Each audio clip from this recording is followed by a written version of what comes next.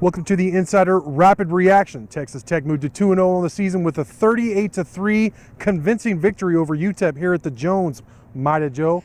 Joe, what was your overall just takeaway from the Red Raiders' victory? Yeah, it's this team has been consistent through 2 games. Yeah. I mean, it's the same. This game kind of felt a little bit like the last game, and I think the biggest hallmark that's continued through both of these things is that the defense is really pretty dominant certainly against this level of competition. Sure. I felt coming into the season that the defense was going to be better than a lot of people expected. Yeah. And that maybe the offense would maybe take a little while to come on. And so far, I think that has held true. I mean, I think most people are probably pleasantly surprised with how good this defense has been. Yeah. And tonight, it was even better than last week in terms of defense. 123? 131 yards is what they allowed. Total yards, 131 yards. And to me, almost as impressive, or I guess you could say it goes hand in hand, but they were only 2 of 15 on third down, UTEP was.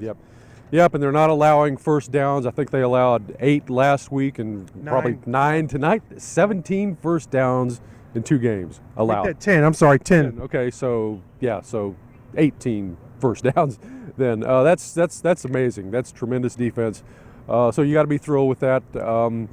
Again, another good night in terms of penalties. Only 4 penalties. Yeah. So that's, I guess, 8 through 2 games. That's right. So again, the consistency. They've been consistent, yeah. And they've allowed 13 points in 2 games. Wow. So we'll see what happens against Arizona. That's obviously going to be a significant step up in competition. Last I saw a while ago, Arizona was up 21-0 on Northern Arizona. That was in the first quarter. So maybe they're getting right. So still, you got to feel good about things going into the next game. We'll see what happens. And Jordan Brooks, once again, you talk about consistent performances. He had 11 tackles last week in the opener. He had 1 tackle for loss, 2 quarterback hurries. He had almost the exact same stat line: 11 tackles, 1.5 tackles for loss, 2 quarterback hurries. He's been outstanding, Joe. Both him and Broderick up there, in the front 6, have been just as good as advertised. I think maybe even better than I was expecting so far coming into the season. Yeah, they're a handful. They're really, really tough to block. Broderick just controls his area very, very well, and these offensive linemen have not been up to his level at this point, no question about it. And then Brooks just does what he wants to do pretty much back there all over the field. They didn't even play in the fourth quarter tonight, pretty much. Right. Your backups were in there. And so they did that damage in short time. A really, really good 1-2 pair up there. And then, Jalen Hutchings is a guy that I think we probably need to talk about. That's you were really impressed with him, so was I. He's backing up Nick McCann right now, but it looks to me like he's getting every bit as many. Tonight, I think he may have got more snaps than McCann. He's playing on third down too. When it's obvious passing down, third down, it's Jalen Hutchings in there with Broderick and Eli Howard. Yes, that makes sense. He's the more dynamic players, more likely to get in there on the pass. And particularly in the first half of this game tonight, Tech's defensive linemen and linebackers were pretty much in the backfield just about every play. So you love to see that. And they're able to do that and doing a lot of blitzing. And still not getting burned on big plays. I mean, I don't know what the most explosive play this season is against Texas Tech, but it's not very long. Yeah. Right? I mean, they gave up one or 2 long passes against Montana State, but it wasn't that big of a play. Not compared. It wasn't Arizona State a couple years ago, that's for sure. No. In years past, we were seeing explosive plays on the ground. Right. They were a lot longer than any pass plays that they're giving up right now.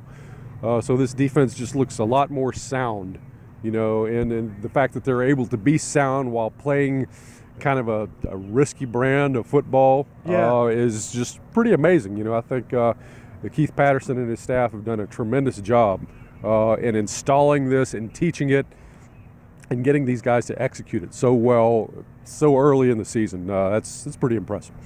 Yeah, and then on the other side of the ball, kind of a ho-hum performance, I guess, by Texas Tech standards, but Alan Bowman threw for 3 touchdowns. He threw for 260 yards, 1 interception. I think that may have been a miscommunication there with Milo Royals, but I have to see that again. to know for sure. But his favorite target tonight was TJ Vasher. UTEP decided to single cover TJ, and he made him pay for it to the tune of 6 catches for 78 yards and 2 touchdowns. Then Dalton Rigdon, man, he looked explosive. The former Texas Tech Trek athlete caught a 49-yard, well, he caught a screen pass and took it 49 yards to the house. Caught it just about right over here over my left shoulder. Took it to the house, looked really, really explosive there. And then the running backs, they kind of all 3 chipped in. Tazon scored a touchdown. Shine scored another touchdown. But Saraja got in there and did some good things as well, Joe. Yeah, they that trio looked about like they looked last week. Again, we talked about the consistency. 69-yard exactly, run, no 69-yard run from Shine. But, yeah, same sort of a deal. I really like the combination of Vasher and Rigdon. I think, to me, those are clearly your top 2 receivers right now. Yeah. And, you got to find somebody on the other side, outside, and mix in the tight end some more, and then bam. Yeah. I think you're still probably looking for another piece or 2 out there. Yeah. And who's to say what sort of experiments in terms of personnel they may try with finding that third starter at receiver to really solidify that group. But those 2 guys, Vasher, we know what he can do. And then Rigdon is turning out, he looks like the real deal now. We heard before the beginning of last year some kind of Good rumors things, about him, but then it didn't really pan out too much at all. And you thought, well, he's one of those flash in the pan guys that, you hear about sometimes spring in heroes. Spring heroes, and then they never amount to anything well. That does not look to be the case. It looks like it's just a year after the fact that he is really emerging and looks pretty doggone good. A very explosive guy, dynamic, dangerous as soon as he gets the ball in his hands. Yeah, I like what Will said about him in the post-game presser. He said that, he's consistent, which is, wow, we keep using that word, but that he brings the same thing, the same level of commitment. Yeah, he brings the same level of commitment, definitely intensity every day, and that's what he said that about Broderick as well. That's obviously what they're looking for is consistent performers, guys that prepare for the games the way they want them to, and then obviously it plays out in the field like it has in the first 2 games. Now, special teams, the kickers look good, man. Adrian Fry is a work in progress at punt return. I saw Dadrian Taylor get a couple of attempts out there. He was out there. I don't even know if he actually returned a kick, but he was back there. But the kickers, Austin McNamara, he looks about as good as that perhaps has ever been here, at least through 2 games. And then your guy, Trey Wolf, who you said you've been kind of saying all offseason, you had a suspicion you thought he was going to kind of win the place kicker job. Well, man, he booted a 45-yarder right through the middle. Looked like it would have been good for 55 yards. He just crushed it right down the middle. So he's 2 for 2 on field goals and perfect from extra points. And on his kickoffs, man, almost it seems like 90% of them are touchbacks. So he all of a sudden Tech has really good kickers. Yeah, every kickoff was into the end zone tonight. Is that right? Yeah, it was. Wow. It was. And I think just about all of them last week were, I think maybe one fell short of the goal line, and then he kicked one out of bounds. Yeah. Other than that, so yeah, the percentage of getting the ball into the end zone for him right now has just been off the charts. McNamara, again, it's only 2 games in, but by the looks of it right now, he could be as good a punter as Texas ever had. Wow. And they had a guy named Maury Buford, and this is before your time.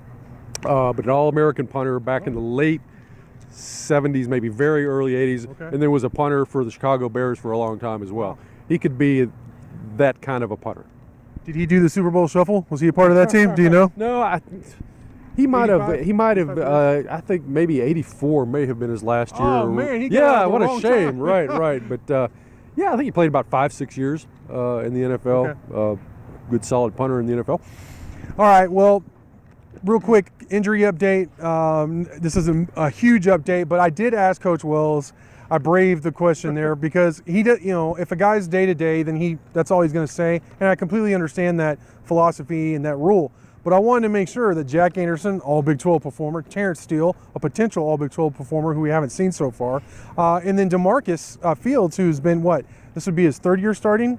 Right. All 3 missed the game today, so wanted to just say, ask him, is this any more serious than that? Because he did say that he would tell us if it's going to be an extended period of time, he would let us know. So I asked him if all 3 were day to day. He said yes, and he believes they're getting better day to day. So what we took from that is that neither of the three are serious, right, Joe? Yes. Yeah, I would expect them all to be ready to go for Arizona. I think they were probably just held out for precautionary reasons. And by what he said in the press conference today, I'm expecting them to play against Arizona. All right, and speaking of Arizona, this is fine. And finally, Tech's played FCS opponent Montana State and then UTEP. Now they play 10 straight Power 5 opponents the rest of the season, 6 of them on the road, starting in Arizona next week.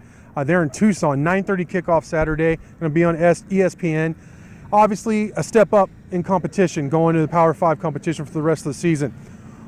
What needs to improve? We've been talking about a lot of good things, and we've seen so many good things, but what do you think needs to improve for the Red Raiders to have really just a terrific season these last 10 games? They need to get on offense, better on first and second down, and basically what that means is better in the ground game. Yeah. They again had some struggles in that area tonight. It was a carbon copy of last week, basically. I mean, you could get a crease here and there, occasionally get some push. But there were other times where it just wasn't happening, and the consistency still is not there. Wells was asked whether the absence of Steele and Anderson is to blame for all that. And he said, no, listen, we've got Power 5, big-time offensive linemen. They got to block better than they're blocking right now. So they do. I mean, they got to start that next week.